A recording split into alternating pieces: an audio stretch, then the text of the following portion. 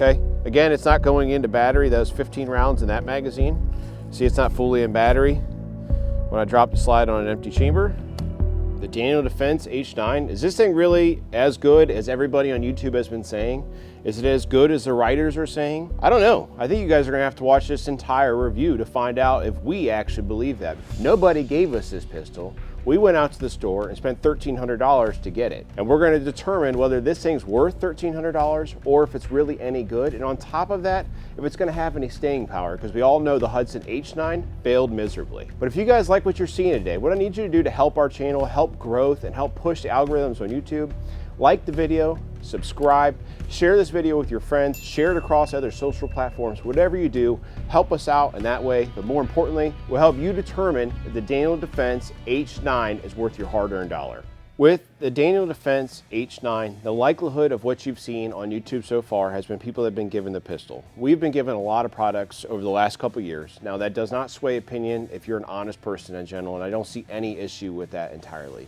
The issue that I see in general when you're reviewing guns in particular is that you have to remain objective. You have to look at things on the surface, you have to shoot them and make observations and take your personal opinion out of it, and regardless of what somebody may want you to say, you need to say what you believe. So that's exactly what I'm going to give you today with the Daniel Defense H9. The Daniel Defense H9 obviously is a fairly pricey pistol. As far as striker fire pistols go, it's certainly one of the most expensive on the market. To get into this price range for $1,300, you're going to have to get something like a SIG AXG Legion, which has a lot of stuff to offer at that price point. Daniel Defense and the Daniel H9 is coming at this as an EDC or carry size weapon. It's very similar to something like a Glock 19. I don't have an exact Glock 19 because I frankly just don't believe in buying those pistols. I believe in buying shadow system stuff because you get a lot more for your money. So this is my MR920, which is my everyday carry off duty. I carry this pistol everywhere I go, and I think it's a really good size for a concealed carry weapon. So when you're looking at the two of them in size, the Daniel H9 is actually going to be about 1/4 of an inch longer, and it's actually even longer than what the MR920 is with a flashlight on it. You see it obviously has a Picatinny rail across the bottom here on the Daniel H9, which you can mount a light on, but this does have a pick rail, which is nice. I definitely prefer a pick rail over like a Glock key that you see on a MR920 or a Glock pistol, but this thing has a ton of great features on it. Namely, it feels really good in your hand. It feels like you're holding a shorter framed 1911. 1911s have a very good grip angle, they feel great, and they're very neutral, and this is no exception to that. The slide, it feels really good. It's a very, very smooth operating system on there. I don't notice any grittiness in that slide whatsoever, and we haven't even shot this yet. So with shooting, a lot of times your slides will start to smooth out, and this feels really good. Build quality on here, I absolutely can't say enough about how good the build quality on here appears. Everything on here is done well. There are no real sharp edges with the exception of one that I have found on the back end, like I say, quote unquote, beaver tail of the pistol. And that's at the very top of the grip where the beaver tail actually mates with the frame itself. When I hold the pistol and I get a nice high grip like I'm accustomed to with every other pistol I shoot, I can feel it actually digging into the webbing of my left thumb. Do I think it's going to affect me when I shoot? Only time's going to tell. We'll figure that stuff out on the range. The cocking serrations though on here, they feel good. They're just deep enough. I think they offer enough for doing press checks. I don't see any issues with that. And then you have ambi slide stop slide releases, which are both good. I think they're a good size. In addition to that, they are fenced in on both sides, so you shouldn't really have any issues with actually inadvertently holding them up or down. Magazine release on here, it feels good. In fact, I find it easier to actually hit that magazine release than what I find on my MR920, which I have thousands of rounds through. I find it easier to hit on than a SIG X Compact. I think it's an easy button to hit. I think it's a perfect size. And in addition to that, it doesn't come out real far to when you're getting a two-handed grip, you may actually bump that magazine release. Now the magazine well, it's on the smaller side. And I say that because when I'm going to actually insert these mags in here, I noticed that it's not really opened up whatsoever, and I'd like to see the aftermarket possibly come out and have a small like EDC type mag well for it, because I think it's a little bit on the small side if you're getting into like a speed reload. Now I don't notice that it's going to be a big issue for EDC. I don't think it's a requirement that you have to have. However, personally, I would like to see that larger. The grip panels on here are like a G10 style. They're good. I actually really like the front strap checkering and the rear back strap checkering on here. It's more just like a linear, it's not like a LPI type, and it feels good. I think it has plenty of bite, grip-wise and all that stuff, and in the hand, I really can't probably say enough of how good the H9 feels in your hand. Now, a couple other things on here. The trigger. A lot of folks have actually complained that the trigger is spongy. I don't feel that the trigger is spongy with this pistol really whatsoever. On take-up, it is definitely spongy, but we're talking about take-up. If you're talking about take-up on a Glock-style pistol, really a SIG, they're always going to be like that spongy factor. But with the H9, what I notice on here is that you take up that little hinge trigger safety on there, you take it up, and as soon as you take it up, you start hitting some resistance. You go through that resistance and you hit a wall. At the wall with this pistol, there is absolutely no creep at that wall whatsoever.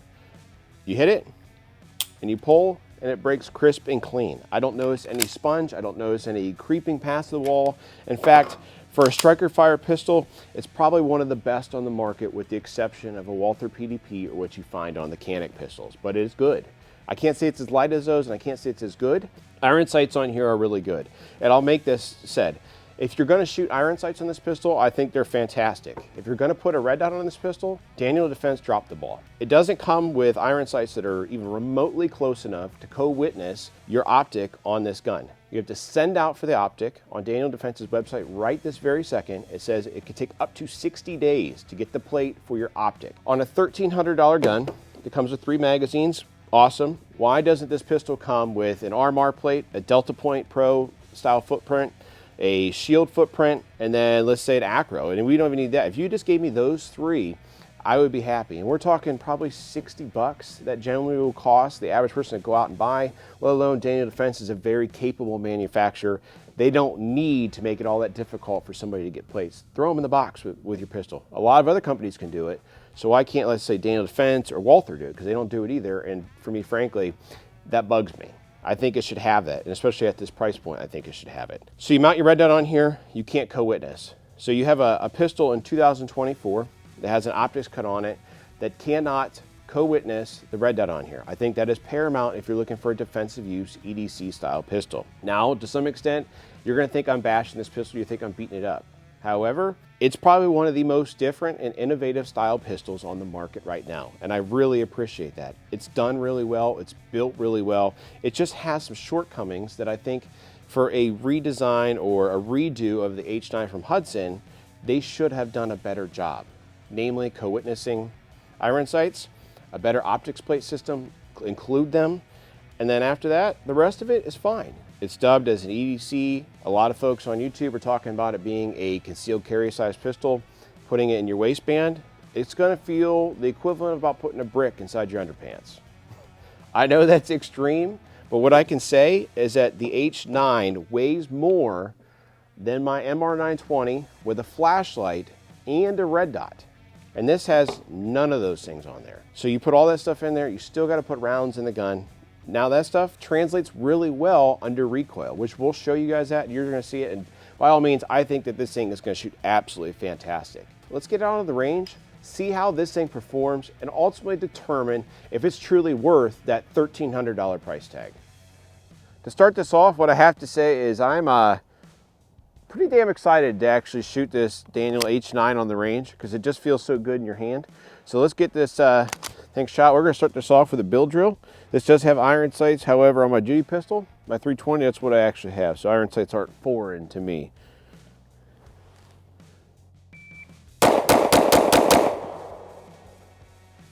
Shoots pretty flat.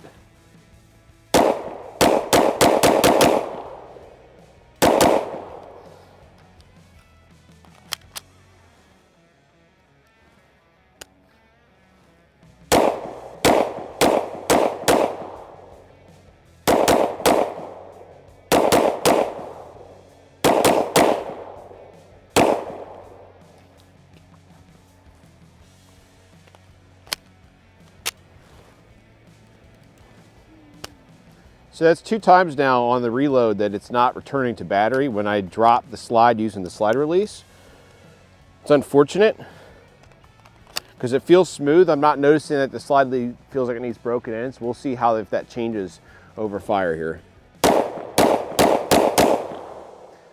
The pistol shoots good. What I can tell you is that I can't sit here and tell you right now out of the gate this thing shoots so much softer than everything else, like I've seen a lot of people talk about. It doesn't shoot that much softer. What I can tell you though too is that this thing, getting my grip on here, there was a particular podcast This starts with we and ends in shooting. That said you don't get a higher grip or it doesn't have a lower bore axis than a Glock. Definitely get a higher grip on this pistol, and it definitely has a lower bore axis. But to sit here and say this pistol shoots softer or that much softer with its weight difference, it doesn't.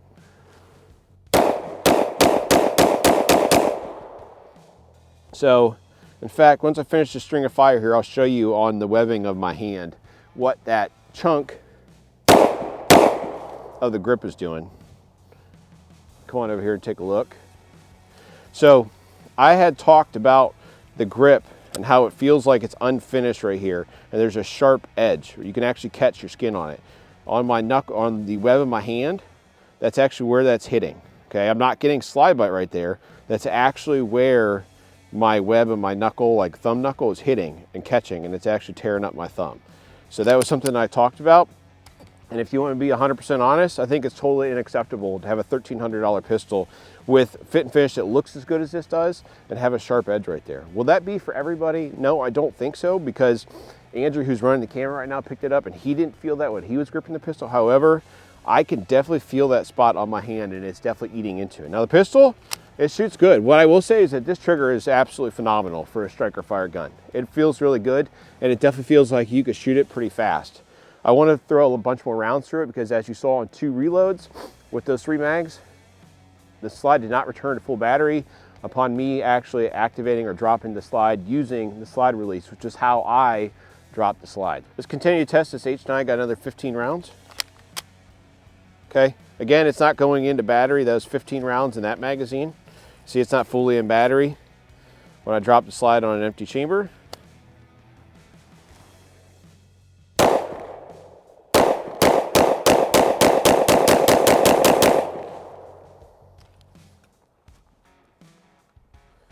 Here's one with 14 rounds. We actually downloaded one to see if it still happens.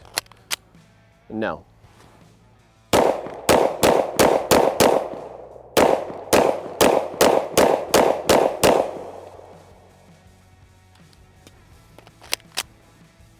So no issue there on that one.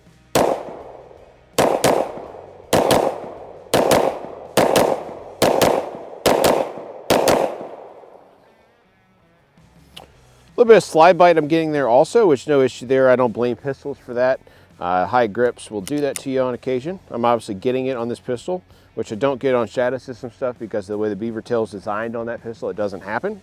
Recoil wise, the H9, I can't sit here and tell you that this thing's like the wonder child of recoil mitigation. And at its weight class, I kind of expected it to be softer shooting. It doesn't shoot bad, it really does shoot well.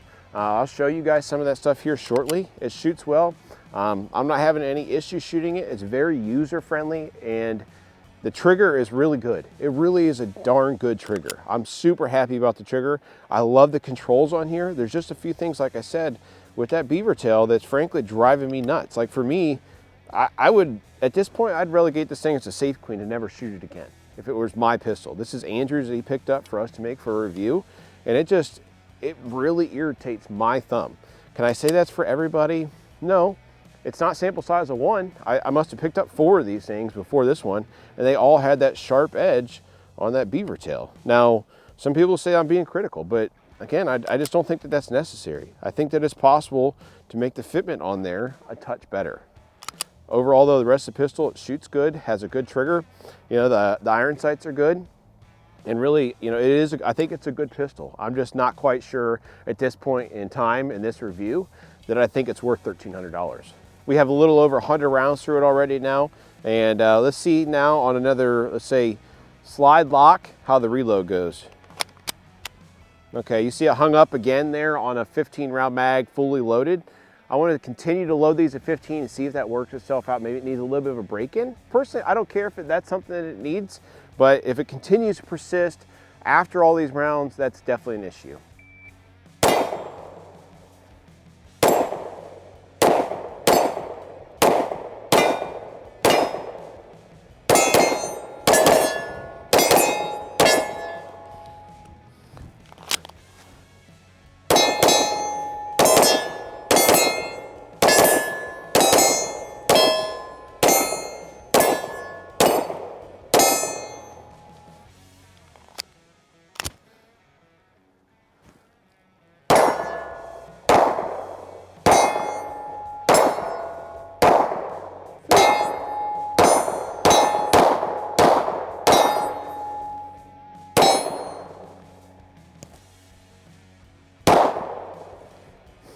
I think no fraction of a doubt, this pistol, you can run it quick. It does shoot really well. It shoots very flat. To say it's a, let's pick a $500 Glock. To sit here and say that it shoots roughly 2.5 times flatter, okay, at cost, it doesn't do that. It shoots a little flatter, I'd say that though, for sure. I can't sit here and tell you that this thing is all of a sudden, like I said, a Wonder 9, Striker 9, but it is a really cool overall design, and how it feels in the hand is really nice. I definitely get that bite back there from that beaver tail section. It does it on my glove here too. Slide bite, not really noticing too much of that. I had one bit there when I was shooting with no gloves, but it's a little chilly out today. Controls all feel good. Let's continue to run some more rounds through this under slide lock reloads, because I also want to see if it's going to continue to have that stuttering problem or ultimately not closing completely on an empty chamber. What we're going to do now is I'm going to walk you guys through the trigger press on here and trigger pull and how that all feels with that like upside down hinge ultimately. I'm going to shoot this one-handed, so you'll see all of that. I'll show you take up, I'll show you the wall, and I'll show you reset. So slide fully seated there, which is a plus. So you'll see here, now somebody here, I've had people ask, like, why is my thumb up like that? Well, I'm flagging my thumb. By flagging my thumb, it allows me to isolate my trigger finger and also not make it so that like I curl it in or I ultimately jerk the trigger, quote unquote. So there's that, I'm taking up that little like accordion style upside down. So it's light. And then now I'm like hitting like resistance because it's pressed in. So you see I'm probably taking up some of that mush. And now I'm at a wall. And it breaks crisp and clean. The reset, I'll show you that reset again. Okay, reset, pretty short, and it's at a crisp defined wall.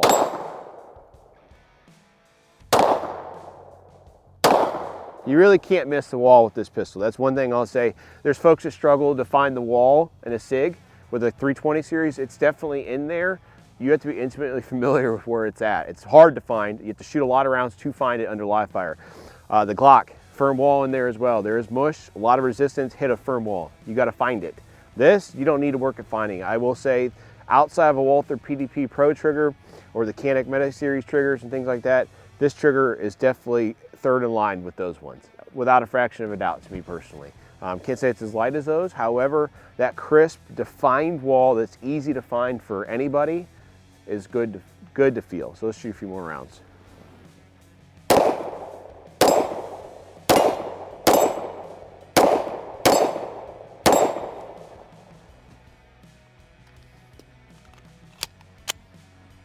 Old 2-rounder. With the Daniel H9, a lot of reviewers, Daniel Defense, they want to call it a concealed carry EDC type weapon. This is my EDC. It's a Shadow Systems MR920. I am not partial to this pistol, I just happen to shoot it really well. I wanted to determine with one magazine, because I think that's possible, to say that this gun's set up with a Holosun 508T TLRO 7A Light. The Foundation Series pistol is about $1,100. Buy a good holster, about let's say $1,150 with a good holster. I have a couple holsters for it, and it's still cheaper than that. With all of this stuff on here, completely set up. And on top of all that, Glock magazines, which people are always like, does it take Glock mags? Well, Glocks do. So let's shoot this thing, shoot the two of them real quick. Ultra quick comparison here and see, you know, this like initial thoughts, how the two of them shoot. Let's get some shots downrange with my MR.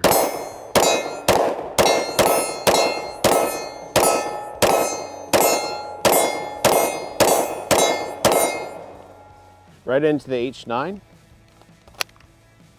Here, this is beautiful. You see that? That's on a reload. Because guess what? The slide didn't seat again. Do I have maybe a problematic pistol? I don't know. I really can't answer that. All I can tell you is that in 5,000 rounds, my MR920 has never done that. Not one single time. It's never even malfunctioned. I have 9,000 or 5,000 rounds. This thing, it can't even reload a magazine, let's say reliably, at all. And if you want me to sit here and try and pretend like this pistol should cost $1,300, I don't even want to shoot it, frankly, compared to my other one. But I'm going to show you guys how this thing performs under recoil.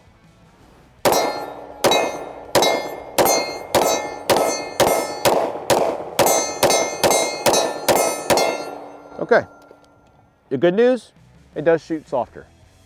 Does it shoot a lot softer? No. Does it shoot softer? Yes, it does. It definitely shoots softer than that. It's noticeable to me. It's likely going to transpose itself onto the camera. You're going to be able to see that. But you guys, you're looking for a carry gun? Buy a Shadow Systems MR920. Buy the Elite Series model. Kit it out. Buy a Foundation Series. Get a SIG X Compact. I mean, the H9 for us, out of 200 rounds, I can't even reload the pistol reliably. And it's actually irritating to some extent because we bought this. This was with our own money. Do I think it's a bad pistol overall? I don't think it's a bad pistol overall. I think it's well made. I can't understand why after all these reloads, I've lost count. It just won't seat. I have to tap the back of it. It's over and over and over again. Some people are going to sit there and ask, well, why don't you grip the slide and rack it that way? I don't reload that way, and I'm not about to start. It's much faster to hit your slide release and release the slide that way. That's indisputable. It's inarguable. And it continues to happen. We'll shoot this pistol some more today and get some B-roll and things like that, and obviously do that. And then I'll give you some final closing thoughts. But I'm just not all that impressed with the H9. I think it's a good pistol. We've shot, I don't know how many pistols, probably 200 different pistols over the last 3 years of having this channel. So I have a good idea of how pistols shoot. And this one, unfortunately, has performed or underperformed the majority of all the pistols we've shot.